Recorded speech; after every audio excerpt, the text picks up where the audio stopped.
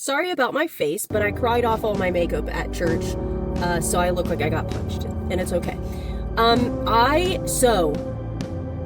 Something happened to me today.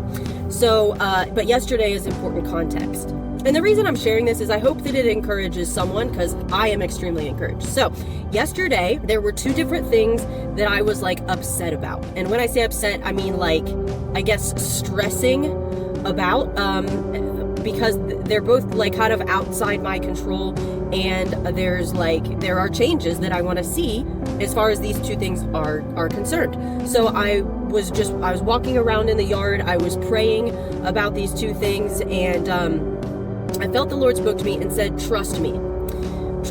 And so I was like, okay, I get it. Okay, I do trust you, all right. So it was not I wanted an answer. I wanted to hear something else, to be honest. I wanted to hear yeah, it's already done, or I wanted to hear, which to be honest, it is, but I wanted a more, I guess, specific answer, and I still got an answer, and that's okay. Paul, hey, 3 times I asked the Lord to remove the thorn in my flesh, this source of constant oppression and adversity, and he didn't get the answer. Sure, I'm going to remove it, Paul. 3 times he got an answer that said, my grace is sufficient for you.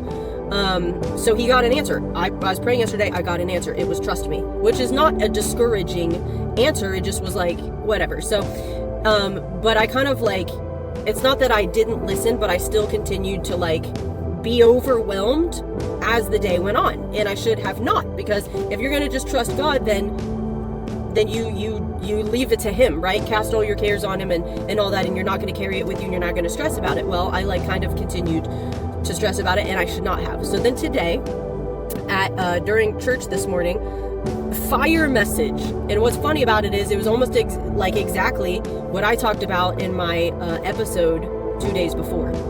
And so we're linked up in the spirit, right? We're of a kindred spirit, and I love when that happens because it just encourages me. So anyway, it was an amazing message, and so at the end, lots of people are being prayed for, and I'm still at my seat, but I'm praying, right? And it just hit me while there's praise, worship, all of that going on, people around me praying, I'm praying, people being prayed for, and it comes to me God has never failed me. Never.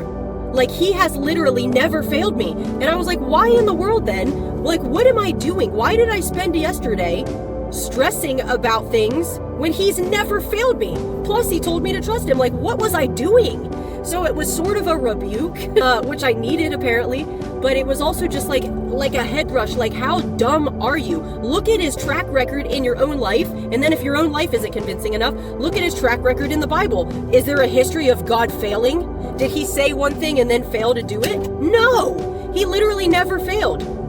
You go start in the Old Testament, read through the New, and see that when God said he's going to do something, he did it. He never fails. He is ever faithful. And so the problem is or at least the problem for me, I'm speaking for myself here, which I think other people do it too, but the problem is looking at your problem. That's the problem, is looking at your problem and allowing it to get bigger than the promises of God. For example, in the Bible, David had already been anointed, right? And this word was already given. It's you're going to be king. And yet he's not king yet, is he? Still not being treated well by people around him. He ends up running from Saul. He's not king. So David could have been well, where's the word of the Lord? I thought I was king, and yet here I am running for my life and hiding in caves, and what's going on, God? He could have had that attitude, but he didn't. He also, earlier on when he confronted Goliath, he could have looked at the size of the giant and been I don't know how anyone's going to do this, much less me. No wonder everybody's been cowering for 40 days and 40 nights. Look at the size of this Nephilim. But he didn't. He didn't talk about how big Goliath was. He talked about his God. He's I serve the Almighty, and I don't know who you think you are, defying the armies of the living God. I'll cut off your head today, because I serve the living God, the Almighty. And so instead of looking at the size of the problem, he talked about how big his God was. That's what he focused on. And so for me, the problems are real. I'm not denying they're real and that there needs to be some change brought to them. But why am I focusing on the problems when instead I can just focus on God, who's huge and and able. He literally says in the book of Jeremiah, is there anything too hard for me? Is there anything I can't do? And the answer obviously is no. He's all powerful and he's ever faithful. So then I'm thinking about this like, wow, he's never failed me. And then instead I go from praying about things and about people, for people, myself included, and then I just get to a point where all I'm doing is talking about God. I'm telling him, you are so faithful. I kept saying, great is your faithfulness over and over again. I said, you are so awesome. You're mighty. You are holy. You are so great. You are like, and actually I ran out of words. And so then I literally said, Lord, I'm out of words. I've said everything I can think of to magnify how great you are, how faithful you are, how good. I'm out of words. So then I prayed in the Spirit, because when you get to the human limitation, that's where praying in the Spirit comes in. But because then you can keep going like forever. You don't run out of things to say. But you know what? It lifted. All of the anxiety of what the problems are lifted, because I'm like, I can't believe I'm looking at these and being overwhelmed when look at the God I serve. Who's never failed me, never failed anybody in the Bible. He has never failed me. He won't fail you either. You can trust him. You can put your trust in him. If he says it, he will do it. So focus on what the promises are, not what your current circumstances say. Why am I going through certain things? If you faint in the day of adversity, it says your strength is small. So put all your confidence in him, because he's the only one you can always trust. Who's capable. You can trust him. He's good for it when he says he's going to do it. That's the person to put your trust in.